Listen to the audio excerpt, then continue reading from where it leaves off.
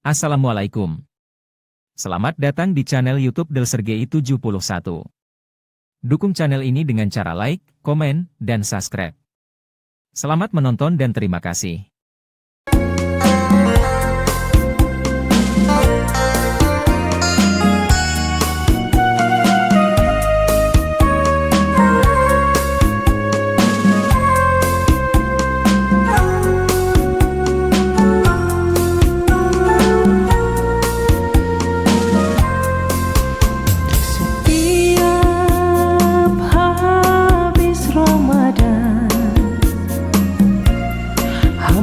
Rindu lagi Ramadan,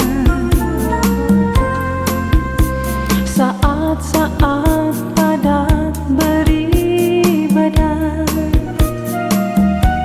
tak terhingga nilai mahalnya. Setiap habis Ramadan, cemas kalau tak sampai umur hamba di tahun depan. Berilah hamba kesempatan.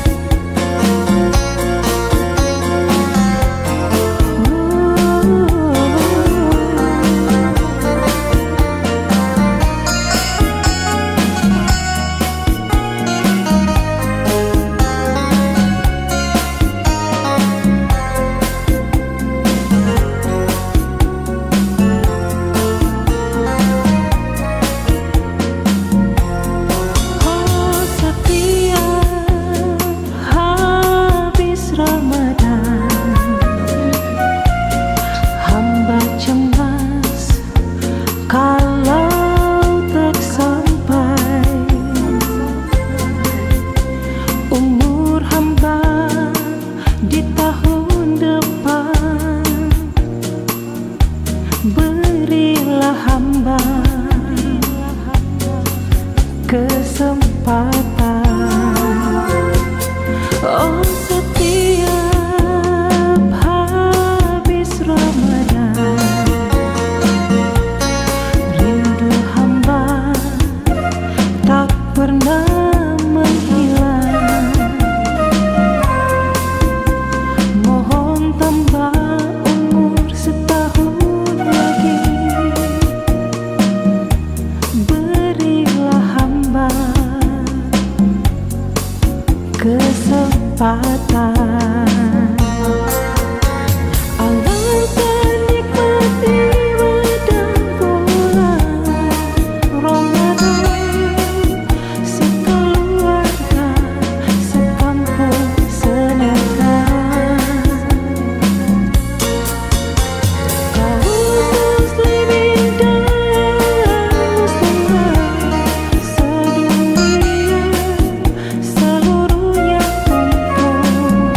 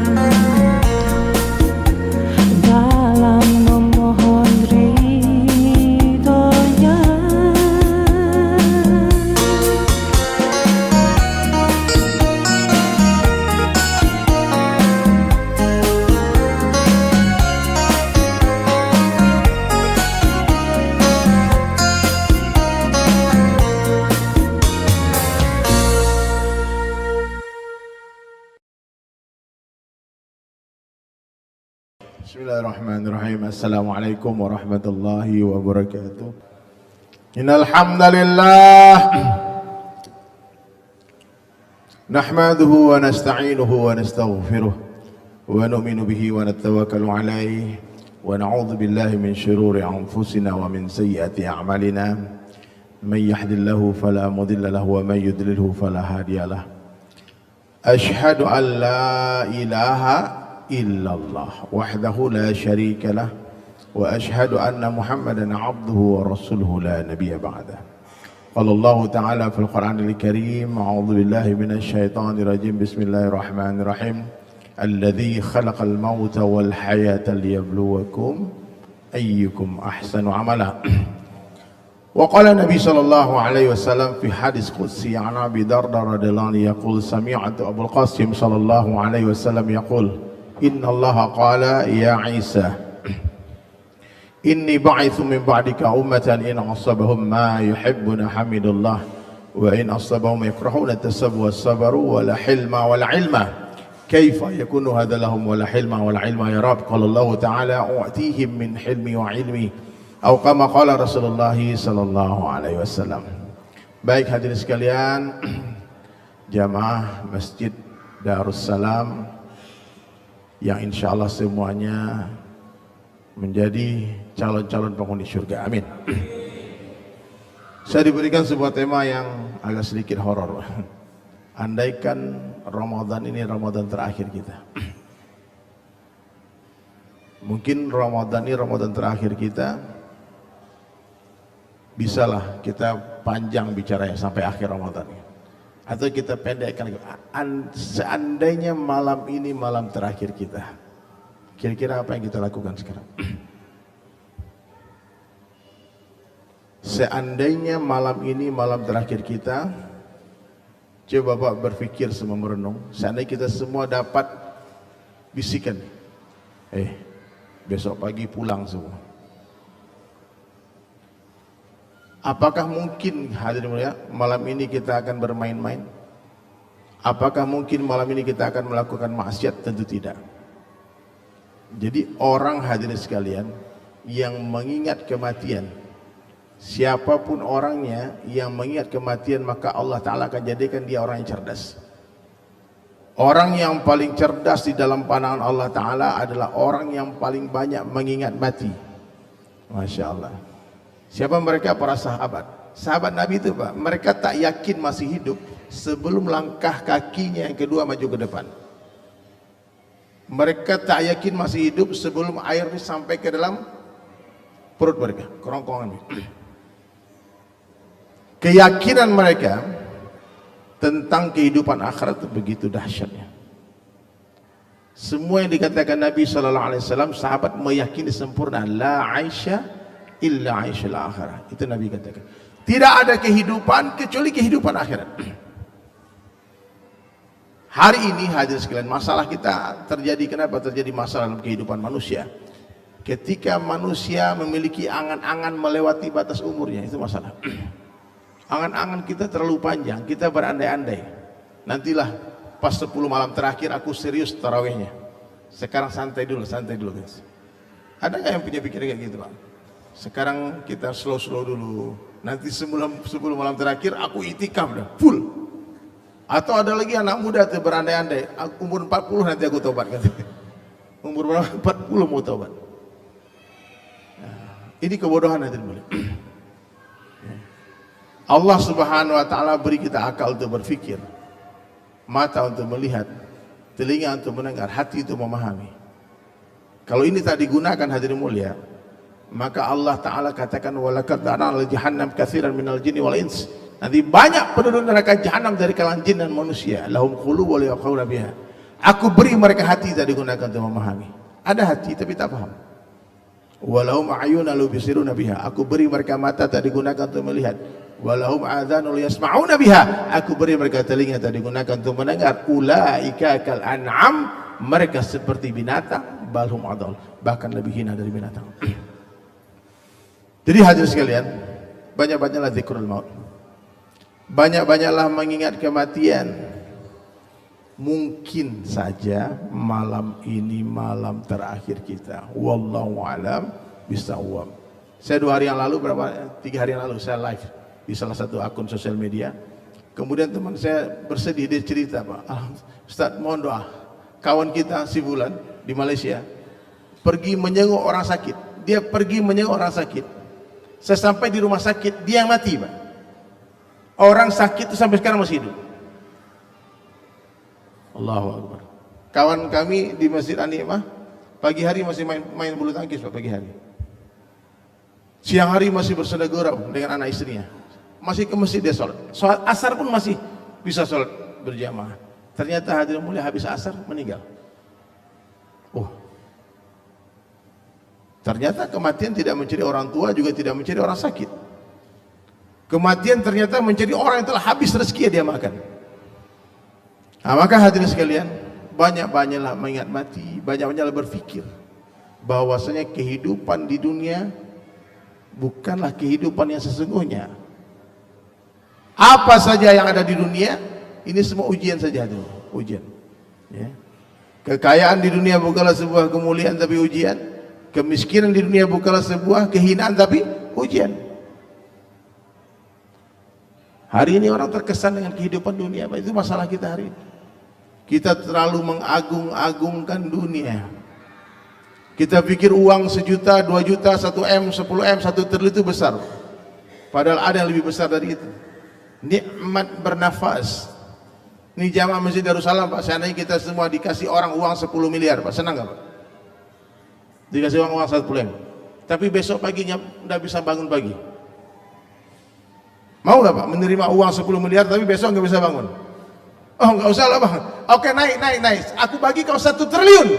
Tapi besok pagi kau gak bisa bangun. Saya kita satu orang, oh gak usah lah, Bang. Yang penting besok bisa bangun pagi. Tapi ternyata kenapa ketika setiap pagi kita bangun kita tidak ucapkan Alhamdulillah? Kenapa kita tidak bahagia? Seperti bahagianya kita dapat uang 1 triliun tadi. Orang kalau dapat uang 1 T, Pak, berubah cara jalannya, Pak, betul nggak, Pak? Slow motion jalannya, Pak. Itu orang semua mau dibeli aja. Iya, Bang. Orang kaya kan gitu, Bang. Cara ngomong. Ya, Pak. Orang kalau naik mobil mewah, Pak, naik angkot, dengan orang naik mobil Alphard itu cara jalannya beda, Pak. Kelihatan. Memang dunia ini mengesankan. Kalau saja nikmat bangun pagi lebih kita pilih daripada uang 1 triliun, mestinya kita semua tak ada yang menderita, Pak. Gak ada orang mengeluh. Setiap pagi dia bangun, Alhamdulillahilladzi ahyana ba'da ma amatana wa ilayhi nusyur. Pasti kita akan bergembira berlangkahkan kaki ke masjid. Yang mana Nabi pun berikan janji lagi, ra'atan fajri khairan minad dunya wa ma fiha. 2 rakaat salat sunnah sebelum subuh itu lebih berharga daripada dunia beserta isinya. Bukan 1 triliun, Pak. Dunia beserta isinya. Tak mungkin orang beriman mau tinggalkan 2 rakaat sebelum subuh. Tak mungkin. Tak mungkin. Kecuali dia tak beriman dengan sabda Nabi. Ada nggak Bapak, pernah nggak Bapak menangis ketika ketinggalan 2 rakaat sebelum subuh? Kita kehilangan tas beserta isinya, dompet beserta isinya, kita sedih. Ketika kehilangan dompet beserta isinya, kita berduka. Tapi kenapa ketika kehilangan dunia beserta isinya 2 rakaat sebelum sholat subuh, kita santai-santai saja. Bahkan tidur kesiangan, Pak, tak ada rasa sedih sesal di hati. Nah, maka hari ini ternyata masalah kita apa, hadirin? Iman kita lemah. Kita nggak betul-betul yakin dengan janji Allah dan janji Rasulullah. Itu masalah kita. Ya, Pak. Coba kalau orang paling kaya di kota wisata dipanggil kita, suruh kita kemana ya mau? Bos ini, Pak, berangkat ke Papua dulu, Pak. Oh siap, Bos. Dia nggak tanya-tanya itu dapat duit berapa?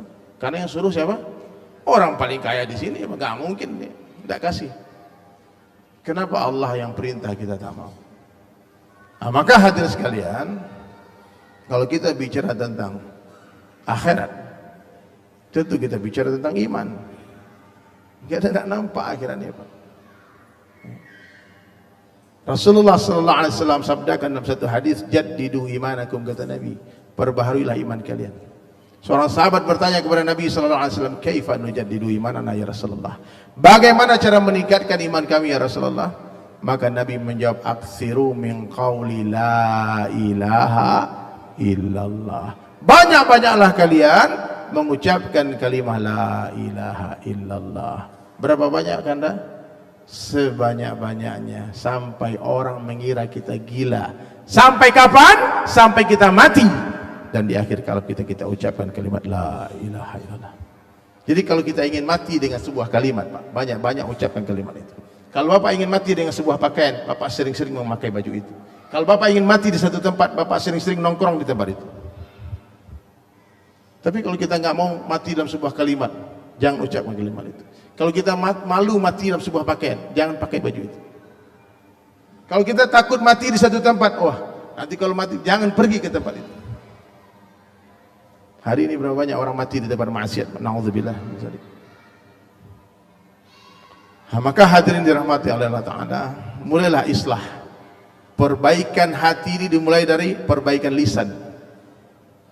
Sebelum kita memperbaiki hati kita, perbaiki lisan kita. Banyak-banyaklah membicarakan kebesaran Allah. Di mana saja, kapan saja, jumpa dengan siapa saja, katakanlah kepada mereka, la ilaha illallah. Tidak ada yang berkuasa selain Allah. Tidak ada yang berhak untuk disembah selain Allah. Tidak ada yang berhak untuk ditakuti selain Allah. Tidak boleh ia berhak untuk dimintai selain Allah. Orang beriman itu hebat. Dia tidak takut kepada siapapun kecuali kepada Allah. Itu orang beriman. Dia tidak akan pernah meminta kepada siapapun kecuali kepada Allah. Tidak akan pernah berharap kepada siapapun kecuali kepada Allah. Itu orang beriman. Semakin besar harapan kita kepada makhluk, maka semakin besarlah kekecewaan yang akan menghantam kehidupan kita. Coba, cobalah berharap sama anak kalau kecewa, berharap sama ayah kecewa, berharap sama suami kecewa, berharap sama istri kecewa, berharap sama teman kecewa, bahkan berharap kepada diri kita sendiri pun kita kecewa. Kita berharap kepada diri kita, maka jangan minta sama Allah, ya Allah jangan kembalikan aku kepada diriku, ya Allah ku serahkan semua urusanku kepadamu. Berharaplah hanya kepada Allah Subhanahu wa ta'ala saja. Maka dalam satu hadis qudsi Allah jelaskan, sekiranya kalian mendapatkan aku, kata Allah, kalian akan dapatkan segala-galanya. Tapi bila kalian kehilangan aku, kalian akan kehilangan segala-galanya. Tidak masalah kita kehilangan seseorang karena Allah, jangan sampai hilang Allah karena seseorang. Tidak masalah kita kehilangan pekerjaan karena Allah, jangan sampai hilang Allah karena pekerjaan. Hilang pangkat dan jabatan karena Allah, no problem. Jangan sampai hilang Allah karena itu semua. Dapatkan Allah, dapat segala-galanya. Hilang Allah, hilang segala-galanya. Nah, di hari kita bicara kebesaran Allah, hari itu iman kita akan meningkat. Dan di hari kita bicara kebesaran selain Allah, hari itu iman kita turun. Kenapa hari ini iman kita turun naik? Karena kita tidak istiqamah dalam bicara kebesaran Allah. Kadang bicara kebesaran Allah, kadang bicara kebesaran bapakku, pamanku, kakekku, kawanku, aku. Stop. Tidak ada yang hebat selain Allah. Tidak ada yang berkuasa selain Allah. Presiden, gubernur, wali kota, bupati tidak punya kekuasaan apa-apa. Jangankan menguasai orang banyak, menguasai diri mereka pun mereka tak mampu. La ilaha illallah. Itu maksud la ilaha illallah. Allah kuasa, makhluk tak kuasa. Coba Pak, semuanya dengan suara yang keras. Allah kuasa, makhluk tak kuasa. Ulang sekali lagi. Allah kuasa, makhluk tak kuasa. Pegang kalimat itu kuat-kuat Pak. Itu hakikat daripada la ilaha illallah. Api tak bisa membakar tanpa izin Allah. Pisau tak mampu melukai tanpa izin Allah. Air laut tak mampu menenggelamkan tanpa izin Allah. Kerajaan tak mampu memuliakan tanpa izin Allah. Harta tak mampu membahagiakan tanpa izin Allah. Allah mampu melakukan apa saja dengan asbab atau tanpa asbab. La ilaha illallah. Maka hadirin sekalian, ketika iman kita meningkat, kuat iman kita Pak, kuat amal kita, maka otomatis kita akan yakin dengan semua perintah Allah, yakin dengan semua janji baginda Rasulullah sallallahu alaihi wasallam, yakin dengan setiap sunnah yang Nabi janjikan. Nabi itu berjanji Pak sallallahu alaihi wasallam, man ahya sunnati, kata Nabi, siapa yang hidupkan sunnahku, faqad ahabbani, sungguh dia cinta kepadaku. Wa man ahabbani kana ma'i fil jannah, siapa yang bersamaku, yang mencintaiku, bersama denganku di dalam surga. Pak, hari ini kenapa kita meremehkan sunnah Nabi, bahkan menghinakan sunnah Nabi, Pak? Orang pakai sunnah itu bukan saja diremehkan tapi dihina. Ya, dulu sahabat menghidupkan sunnah karena itu sunnah, hari ini kita meninggalkan sunnah karena itu sunnah. Pak, ini sunnah, oh itu kan sunnah. Pernah nggak Pak dengar orang ngomong gitu? Ini sunnah Pak, itu kan cuma sunnah. Di akhir zaman kata Nabi, man tamassaka bis sunnati 'inda fasadi ummati, siapa yang berpegang teguh dengan sunnahku di tengah rusaknya umatku, falahu ajru ma'ati syahid, buat mereka pahala 100 orang mati syahid. Sunnah Nabi ini 18.000 banyaknya banyak. Dari ujung rambut, ujung kaki, bangun tidur, tidur lagi. Ini sunnah. Mohon maaf, Bapak mungkin heran, dari Sulaiman pakai sorban. Ini sunnah, Pak. Tanya sama semua ulama. Kalau nggak pakai, ya nggak apa-apa. Ini juga sunnah. Sunnah itu banyak. Ya. Saya dikatakan orang, kenapa Pak dari itu mata hitam-hitam? Sebelum tidur pakai cilak mata itu sunnah. Ada hadisnya, tanya. Cari dalilnya. Ya. Pakailah baju gamis supaya orang membedakan kalian. Mohon maaf, jangan remehkan pakaian sunnah. Pakaian gamis koko. Kawan saya cerita, dia pergi ke England. Di England dia makan di restoran. Tiba-tiba pas masuk restoran kata waitress restoran, excuse me brother, our restaurant is not halal. Restoran kami nggak halal. Dia tahu ini yang datang orang Islam. Kenapa? Pakaiannya. Ternyata ada bapak-bapak lagi makan juga. Dia komplain, hey, why you don't tell me this is not halal? I'm Muslim too. Aku orang Islam juga. Kenapa? Karena aku masuk kamu tak cakap ini ada halal. Apa kata waitress? I don't know you Muslim. Aku tuh nggak tahu kalau bapak orang Islam. Kenapa? Tidak ada tanda-tanda keislaman di dirinya. Tak ada satu pun sunnah Nabi di tubuhnya. Jangan remehkan sunnah, Pak. Di Indonesia mungkin tidak terlalu urgent, Pak, karena kita majoriti Islam. Tapi saya tinggal di Bali, Pak. Saya dapat dinner di Bali. Saya baru pulang dari Bangladesh 2 bulan lalu, 40 hari yang lalu. Di sana saya ketemu satu orang, Pak, umur 76 tahun. Subhanallah. Profesor, orang alim. Lalu saya tanya sama dia, apa pengalaman paling mengesankan selama kamu berdakwah? Dia bilang apa?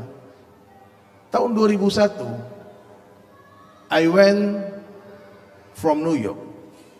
Dia datang, sudah pernah berdakwah keliling Amerika dan berkeliling di New York. Ternyata Pak, ini orang yang saya tanya ini, beliau di hari kejadian 11 September, pagi hari mereka pindah dari musola di bawah WTC itu. Di bawah gedung Twin Tower itu ada musola kecil. Lalu jemaah ini dari Bangladesh iktikaf di masjid itu, di musola itu 3 hari. Kemudian dia cakap, dia bilang pagi itu, kata orang tempatan, we must move in the morning, early morning. Karena sebentar lagi traffic. Oke, pagi-pagi dia sewa taksi, jamaah itu pindah ke masjid lain. Di dalam perjalanan supir taksi ngomong sama jamaah ini. Dia bangga-bangga lah, you see, itu gedung tertinggi American Pride, New York Pride. Kami bangga dengan Twin Tower ini. Kata jamaah tadi, one day Allah will destroy that building. Satu hari Allah akan hancurkan gedung itu, that building will be broken. Baru sebentar dia cakap, pesawat tabrak mobil gedung itu. Duar. Itu supir taksi shaking, Pak, gemetaran, Pak. Wah, ini pelakunya di mobilku nih. Dia baru aja ngomong itu akan hancur, padahal dia cuma ngomong itu suatu hari akan Allah hancurkan. Cerita hari kiamat, bukan serangan teroris, Pak. Akhirnya hadir mulai supir taksi tadi langsung telepon 911, dibilang, don't worry, semua pelakunya ada di mobilku sekarang. Kalian tunggu. Akhirnya semua jamaah tadi ditangkap. Pak, ini kisah nyata, Pak. Saya ketemu pelakunya langsung. Dia bilang kami ditangkap, dimasukkan di kantor polisi bawah tanah, ditahan bawah tanah, 16-hour interrogation. 16 jam kami diinterogasi. Pak, tahu apa yang selamatkan dia? Ketika seorang polisi perempuan polwan Amerika di New York Police Department melihat ada satu kayu di kantongnya bapak ini, dia tanya apa itu di kantong, dikeluarkan, ini siwa, sikat gigi. Mundur itu polisi, Pak. Bisik-bisik mereka, akhir mereka dilepaskan dengan alasan ini jamaah primitif, nggak mungkin mereka tuh yang melakukan teroris, Pak. Ternyata siwa yang selama ini kita remehkan telah selamatkan mereka dari tuduhan teroris. Takbir. Ini kisah nyata, Pak. Jangan remehkan sih, Pak. La ilaha illallah. Nah, perlu bawa siwak tiap hari itu. Apalagi tongkat. Pak, saya dengan teman saya berdua berjalan, Pak. Tiba-tiba ada anjing, mungkin anjing itu stres apa gila nggak tahu, Pak. Anjing itu kejar kami berdua, Pak. Ternyata anjing kejar kawan saya ini. Saya nggak dikejar karena ada tongkat. Ini bahaya nih, kata. Ini ustadznya ada tongkat dipukul kita. Ini sunnah, Pak. Tongkat ini sunnah ya. Jadi jangan remehkan sunnah. Meskipun kita tidak mampu menghidupkan sunnah 100%, tolong jangan tinggalkan 100%. Minimal, Pak, minum tangan kanan, bismillah. Alhamdulillah, ini sunnah. Coba Pak, kita di masjid sering lihat kan, banyak bapak-bapak yang masih belum bisa minum tangan kanan. Banyak. Saya pernah survei. Saya pernah survei di pesta pernikahan, Pak. Kan kita ada barale, orang Minang tuh ramai barale tuh. Jadi saya bukan tajasus, saya bukan mencari aib orang. Cuma saya mau membuktikan berapa banyak umat Rasulullah yang bisa minum tangan kanan dan duduk. Hasil survei saya, Pak. Bapak boleh survei sendiri. Tak sampai 10% umat Islam minum tangan kanan dan duduk dengan adab. Nggak percaya coba, Pak. Hampir semuanya minum tangan kiri. Kalau kita tegur, minum aja kau urus. Apalagi masalah istinja, buang air kecil, hampir semuanya berdiri, betul nggak, Pak? Kalau kita berdiri, Pak, kemungkinan celana kita ada kena najis. Kalau najis di celana kita, wudhu kita tak sempurna, bagaimana sholat kita bisa khusyuk? Orang yang tak bersih istinjanya diancam siksa kubur. Maka mulai hari ini, Pak, ya, mulailah hidupkan sunnah Nabi Sallallahu Alaihi Wasallam semampunya, tanpa harus merasa paling sunnah juga. Ya. Saya hidupkan sunnah ini, mungkin Bapak sunnahnya yang lain. Ya, saling melengkapi, ya, saling mendoakan. Ya kan, ini syarat cinta, syarat mencintai Allah. Qul in kuntum tuhibbunallaha fattabi'uni yuhibbukumullah. Kalau kalian benar-benar mencintai aku, kata Allah, ikutilah Muhammad sallallahu alaihi wasallam, yuhibbukumullah. Allah akan mencintai kalian. Bukan hanya cinta Allah yang kita dapatkan, wa yaghfir lakum dzunubakum. Allah akan ampunkan dosa-dosa kita. Maka hadirin sekalian, seandainya Ramadan ini Ramadan terakhir kita, tentu kita tak akan sia-siakan setiap malam kita dengan tidur, hadirin mulia. Berdirilah sepanjang malam, bacalah Al-Quran minimal 1 hari 1 juz, Pak. Jadi pas Idul Fitri kita semua telah khatamkan Al-Quran. Insyaallah, Pak, luangkan tak apa-apa aktivitas yang lain, tapi Al-Quran jangan tinggalkan. Doakan saya masih dalam rangka proses melukis Al-Quran 30 juz, Pak. Nah, sekarang sudah sampai juz 18. Dibaca, ditulis, dibaca, ditulis. Mudah-mudahan suatu hari jadi penghafal Quran. Amin. Ya, baca Al-Quran. Banyak banget kira ya di Palembang, di Masjid Baitur Rahman. Ya. Kemudian hadirin sekalian, kalau kita ingin memperbaiki diri kita, perbaiki sholat. Orang yang memperbaiki sholat, otomatis dia memperbaiki dirinya. Alangkah indahnya kalau sepanjang tahun sholat seperti ini, Pak. Ramenya. Ya. Kalau di Masjid An-Ni'mah sudah nggak bisa masuk.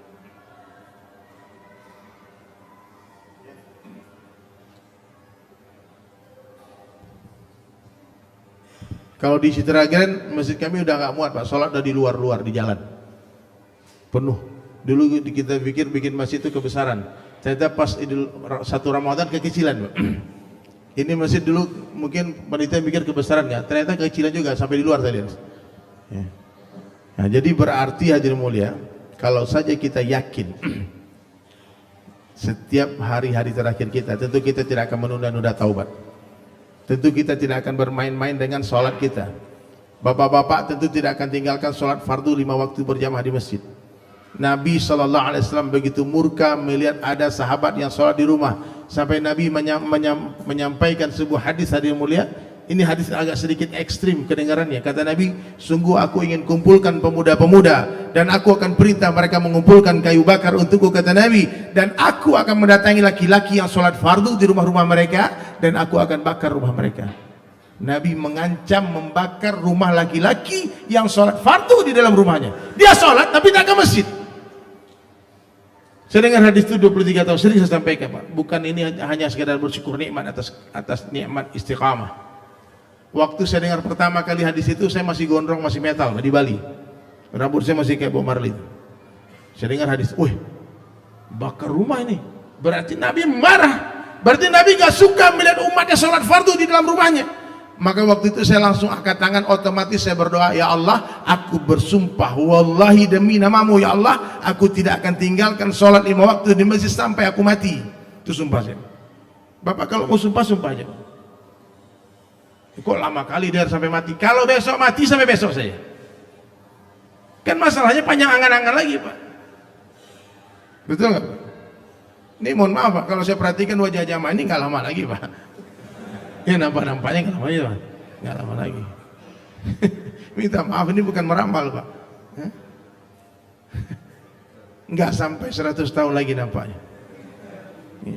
Saya yakin 100 tahun ke depan kita nggak ada di dunia, kita tinggal cerita Pak. Hari ini dunia nyata, akhirat cerita. Setelah mati, akhirat nyata, dunia tinggal cerita. Maka bersegeralah bertaubat. Jangan tunggu nanti keburu mati. Jangan tunggu kapan-kapan nanti keburu dikafani. Kain kafan tak berkantong. Apa yang kita bawa Pak? Nothing. Bodoh. Sungguh bodoh orang yang sibuk mengumpulkan dunia. Dia bangun dunia, lalu dia meninggal dunia. Carilah harta sebanyak-banyaknya, silahkan gunakan seperlunya, sisanya fisabilillah. Dudukkan anak istri, yakinkan mereka, nak, hakikat pernikahan kita, wahai istriku, nanti di surga, bukan di dunia. Di dunia ini akan berakhir dengan kematian.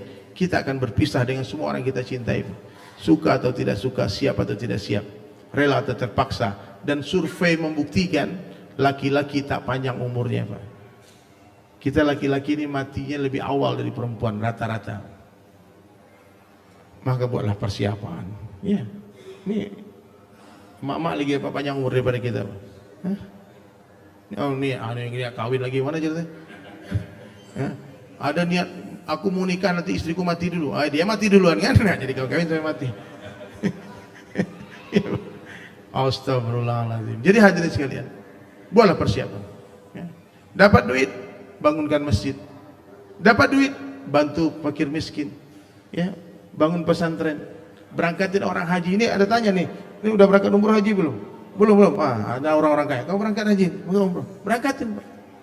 Itu orang kaya Pak. Kita untuk beli mobil bermiliar-miliar santai aja. Saya datang ke rumah satu orang muslim Pak, orang soleh juga, berjajar mobil. Ini 10 miliar Ustaz, ini 18 miliar Ustaz, ini 2 miliar Ustaz, 3 miliar. Ini kalau dijadiin berapa orang berangkat umroh Pak? Sementara mobil itu pun nggak dipakai, cuma parkir aja. Bodoh Pak. Buat apa? Ya menurut saya bodoh sih. Buat apa? Memang bagi dia mungkin duitnya terlalu banyak ya. Tapi buat apa? What for? Hah? Ya silakan Pak, silakan yang sudah pernah naik mobil-mobil itu cukup dah.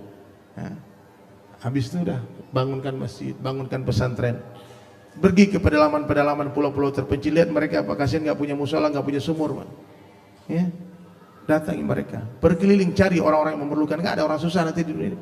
Saya ada ketemu orang Pak masuk Islam, kemudian murtad lagi, gara-gara nggak ada orang yang perhatikan hidupnya. Padahal mu'alaf Pak, itu hasnaf yang 8. Dia berhak atas zakat Bapak. Nah, coba lah kalau ada mu'alaf perhatikan kehidupannya sampai dia berjalan sendiri. Iya. Ini misi-misi kita, banyak pekerjaan kita yang mesti kita tuntaskan. Jadi hadis kesimpulannya apa? Banyak-banyak ingat mati. Seandainya Ramadan ini Ramadan terakhir kita, hadirin mulia, tentu kita akan bersemangat mengumpulkan bekal akhir kita. Kita bersungguh-sungguh dalam bertaubat. Ya sudahlah. Ya. Yang lalu biarlah berlalu. Ingat Pak, satu tetes air mata orang yang jatuh karena takut kepada Allah akan padamkan api neraka jahanam seluas samudra. Maka banyak-banyaklah menangis Pak. Malam-malam nanti bangun, bapak berdiri sendirian, ibu berdiri sendirian, minta ampun kepada Allah. Ini bulan Ramadan amalan fardu seperti amalan sunnah. Amalan sunnah seperti amalan fardu. Amalan fardu dilipat gandakan 70 kali lipat. Maka kalau bisa sepanjang bulan Ramadan sedikit tidur sedikit saja. Habis tarawih nanti mungkin rehat sebentar, nanti jam 2 bangun lagi, berdiri lagi, selesaikan baca Al-Quran. Serius. Nah, kemudian siang-siang Qiyamul sebentar, persiapan untuk tarawih kita, untuk Qiyamul kita. Nah, kemudian hadis sekalian, kembali kepada sunnah Nabi SAW, perbaiki sholat, cintai ulama. Ya.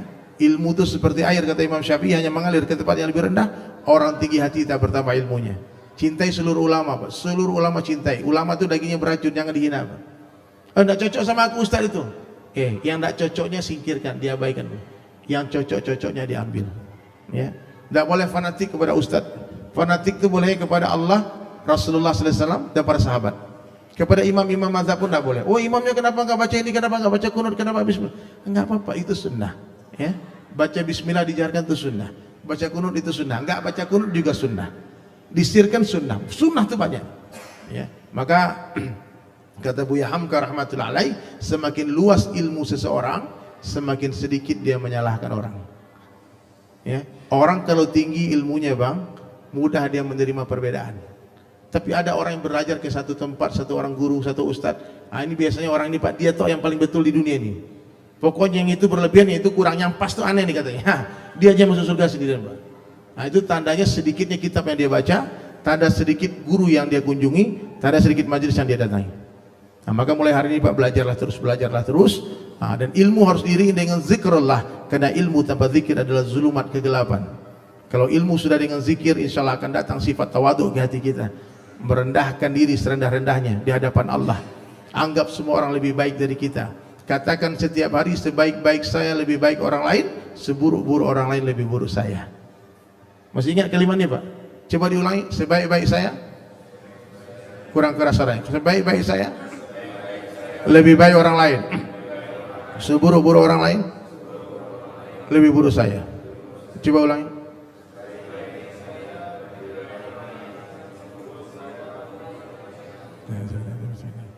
Seburuk-buruk saya lebih buruk orang lain. Kenapa nggak mau mengalah di jamaah ini? Memberat mengalah itu berat, Pak, ya. Ini orang tua saya lebih baik. Kenapa mereka lebih baik? Hari lahirnya orang-orang tua itu lebih dekat dengan hari lahirnya Rasulullah ketimbang saya. Maka saya wajib memuliakan seluruh orang tua karena kedekatan mereka dengan baginda Rasulullah sallallahu alaihi wasallam. Jadi kalau orang tua itu panggil abang, yang panggil namanya, Pak. Sopan, ya. Ya, orang tua nih. Ini abang mana lebih tua nih? Nah, panggil abang. Cium tangan. Nah. Gitu, Bang, ya. Kalau anak kecil katakan, saya lebih duluan bermaksiat daripada dia, pasti dosa saya lebih banyak. Jadi Allah bagi kita dua mata, satu mata selalu melihat kebaikan orang lain, satu mata melihat keburukan diri sendiri. Jangan dibalik-balik, Pak. Kalau kita lihat kebaikan orang, kita sayang sama dia. Kalau kita lihat keburukan orang, kita benci sama dia. Maka senantiasalah melihat kebaikan semua orang. Lalu ikhlas, orang ikhlas dipuji tak senang hati, dibuli tak sakit hati. Dan yang terakhir, banyak-banyaklah ingat mati. Orang kaya mati, orang miskin mati, raja-raja, rakyat biasa, yang di belakang, yang di samping, yang di tengah, yang ceramah. La ilaha illallah. Itulah hadis sekalian. Jangan takut mati. Takut mati, tak takut mati. Siap mati, tak siap mati. Buatlah persiapan. Mungkin malam ini malam terakhir kita. Itu dari saya. Sekurus-kurusnya ikan pasti ada dagingnya. Segemuk-gemuknya ikan pasti ada tulangnya. Ambil dagingnya, buang tulangnya. Ambil yang baik, buang yang buruk. Ambil yang jernih, buang yang keruh. Wabillahi taufiq wal hidayah. Assalamualaikum warahmatullahi wabarakatuh.